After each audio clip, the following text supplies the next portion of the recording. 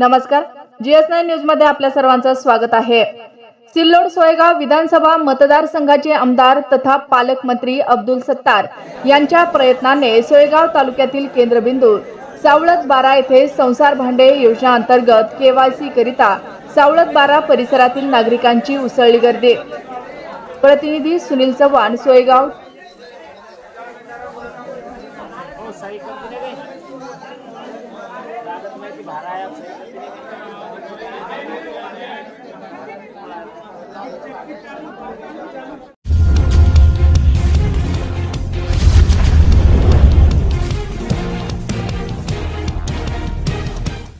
भराडी गावालगत कट्ट्याचे निकृष्ट दर्जाचे काम। प्रतिनिधी वसीम आझाद।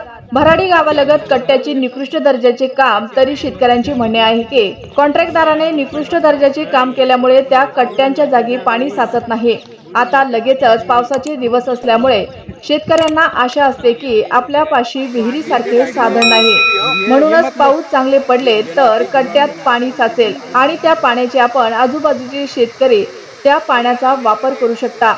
कारण आता पावसाळा संपल्यानंतर त्या पाण्याचे आपण आपल्या शेतात पिकासाठी वापर करू शकतो, तरी पाऊस पडल्यानंतरही त्या कट्ट्यात पाणी साचत नाही, म्हणून शासनाने त्या कट्ट्यांची पाहणी करणे असे शेतकऱ्यांचे म्हणणे आहे। व त्यासोबतच खोलीकरण पण झालेले नाही, तरी गट नंबर 107 व गट नंबर 105 या ठिकाणी शासनाने याची पाहणी करणे असे शिवाजी जयाजी घुमणे, अंबादास महाजन, हिम्मत महाजन, कौतिक महाजन, पुंडलिक महाजन, विलास महाजन, शेषराव महाजन, एकनाथ महाजन, अशोक महाजन, प्रकाश महाजन, संजू महाजन, कृष्णा महाजन त्या कट्ट्याची पाहणी करणे या शेतकऱ्यांची मागणी आहे। GS9 मराठी में आपका स्वागत है। आज हमारा नाव भराड़ी की नदी में, क्योंकि यहाँ पर जो है तो कुछ शेतकरियों की कट्टे के बारे में कंप्लेंट थी। आइए उन्हीं शेतकरियों से जानते हैं कि इस कट्टे के बारे में उनको क्या कंप्लेंट है, उन्हीं से जानते हैं। बाबा आपलं पूर्ण नाव सांगा। शिवाजी जायजी खुमणे, राहणार भराडी। काय हे प्रॉब्लेम? मांजरा नदीवर झालेला कट्टा हा निकृष्ट झालेला आहे। आज आम्ही इथे येऊन बघतोय तर या कट्ट्यामध्ये पाणी तुम्हाला कोणताच मार्ग नाही आहे आणि याचं खोलीकरण सुद्धा झालेलं नाही आहे। आतापर्यंत आम्हाला असं दिसून आलं याचं कोणत्याच प्रकारचं याचं काही काम झालेलं नाही। हा कट्टा कोणा केलेला आहे, याची मंजुरी झालेली आहे का नाही झालेली आहे हेही आम्हाला अजून माहीत नाही, की तसाच करून दिला आम्हाला, याचा काही फायदाच नाही तर तसा करून दिला काय इथं असं आम्हाला वाटतंय। तर आम्हाला याचं चांगलं करून मिळालं पाहिजे आणि याची खोली रुंदी ही शासनाने ज्या पद्धतीने मंजूर झालेला आहे त्या पद्धतीनं याची शासनाने चौकशी करून याची अंमलबजावणी व्हायला पाहिजे, या असं आमचं सर्व शेतकऱ्याचं म्हणणं आहे। बाबा जे कट्टा बनला ते जे बनत होता, तुम्ही त्याला येऊन सांगितलं नाही काय कसा बनवला काय बनवला? 2-3 वेळेस आम्ही काम चालू असताना भेटत होतो, पण आम्ही काही कारणास्तव दुखत असल्यामुळं तर आम्ही काही जाऊ बघितलं नाही आणि नंतर बघितलं तर त्याने होण्याची उत्तरं देत ते काम खोलीकरण काही केलं नाही। याच्या कंप्लेंट तुम्ही कुठे कुठे सांगितलं, कोणाला सांगितलं का असा कट्टा बनला, असा त्याचा फायदा नाही होऊ लागला, पाणी नाही तुमू लागला? आता आम्ही हे माहीतच नव्हतं, आता माहीत झालं पाणी नाही तुंबल्यामुळं। जिथले शेतकरी उभे ते सगळ्यांची इथं शेती आहे ना, त्यांना त्यांचा लाभ आहे ना, तेच लाभ आहे। हा, किती दिवस झाले कट्ट्या बनाला? आता याला 5 महिने व्हायला लागले। 5 महिने झाले। तर दिसायला लागला का अधुरा काम झाला का बोगस काम झाला? निकृष्ट काम झालेलं आहे, याचं काम पूर्ण करून मिळालं पाहिजे। उंची कमी झाली, उंच कमी आहे, खोली नाहीये, या खोलीवर तर याचं जीवनच आहे या कट्ट्याचं। बरोबर, कट्ट्याचं जीवन। असे किती कट्टे बाबा लाईन मध्ये? इथे 10-15 कट्टे आहेत। पाणी इकडून येतं का इकडून येतं? पाणी उत्तरेकडून येतं, दक्षिणेकडे जातं। तो पाणी इथं तुम्हाला तुम्ही मला दिसायला पाहता का इथं नदीमध्ये उभे? आम्ही त्या कट्ट्यातच उभे आहे ना, कट्ट्याच उभं आहे ना, कट्ट्यातच उभे आहे ना। असा मग अजून काय सांगणे तुम्हाला? अजून येत काही नाही, आम्हाला फक्त याचं काम पूर्ण करून मिळालं पाहिजे, खोलीकरण व्हायला पाहिजे। जे कॉन्ट्रॅक्टदारांना काम केलं त्याच्या काना तुम्ही बोललं का त्याला? त्याच्या 2-3 वेळेस आजूबाजूच्या शेतकऱ्यांना बोललं त्याला, परंतु ते हो करून निघून गेला। तुम्ही कधी सांगितलं त्यांना? खोलीकरण कौतिक दगडूबा महाजन भराडी, त्याला सांगितलं जाते आणि इथली जमिनीपासून वर येऊन पाणी, त्यांना खोलीकरण केलंच नाही। हे काय आपण तो उभा इथे, बरोबर, हे पाणी नाही आहे कट्ट्यात। आता हे कमी आता हे गट्ट होईल त्याच्यावरून पाणी कुदायला पाहिजे। आता ते प्लेट टाकते कधी उंच पाहिजे का पाणी, तू म्हणते अधुरा काम झाला, प्लेट टाकलं आणि नाही ते प्लेटचं होईन, पण आता हे उंची ना याच्यावर पाणी कुदायला पाणी होतं ना। पाटील तुम्हाला लागलं का हे काम बोगस होऊ लागला, मग तुम्ही थांबवलं का? ते म्हणलं आम्ही त्याला, ते होईन आमच्या नियमाप्रमाणे करतो आम्ही। जे पाटलांना सांगितलं ते गोष्ट तुम्ही सहमत आहे का? सहमत आहे.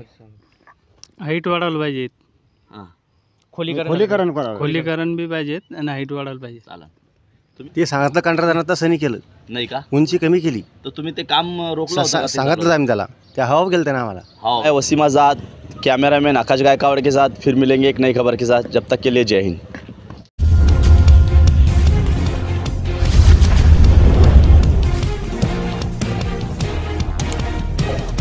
न्यू हायस्कूल आमठाणा येथे मुलांना कायदेविषयक माहिती तसेच डीजी हजेरी सर यांचा सत्कार करण्यात आला. GS9 न्यूज साठी धनंजय हजारे. आज न्यू हायस्कूल आमठाणा येथे सिल्लोड ग्रामीणचे PSI घोडे साहेब तसेच आमठाणाचे आमदार अनंत जोशी साहेब यांनी भेट देऊन मुलांना कायदेविषयक संपूर्ण माहिती दिली.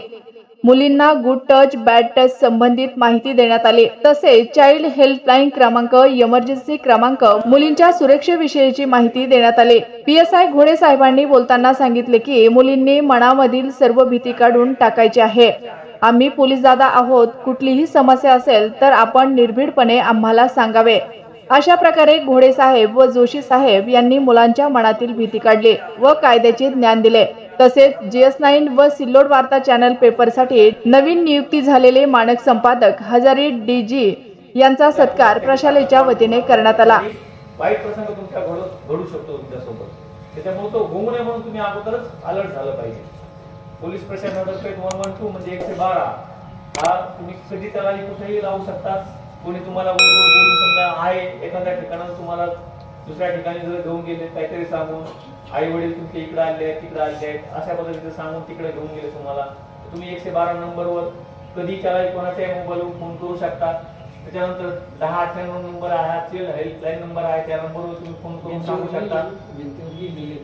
हा त्यानंतर इथं जर समजा ठीक आहे तुम्हाला पुढाकार होऊन एकदम पुढे होऊन जर कोणाला सांगू शकत नसाल तुम्ही तर तक्रार पेटी काय असतो आणि बॅड टच काय असतो. आपण शाळेमध्ये एक चांगले व्यक्तिमत्व आणि चांगले नागरिकत्व आणि चांगले सायंटिस्ट, वैज्ञानिक, चांगले सर्वंट जे आहेत हे आपण तयार करण्याचं माध्यम म्हणजे शाळा आहे.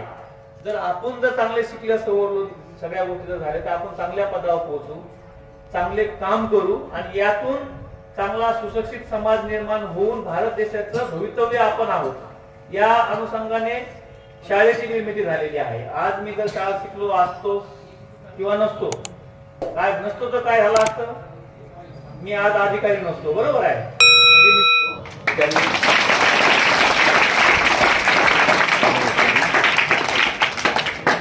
या ठिकाणी वेळ काढून आपला प्रोग्राम हा आयोजित केलेला आहे.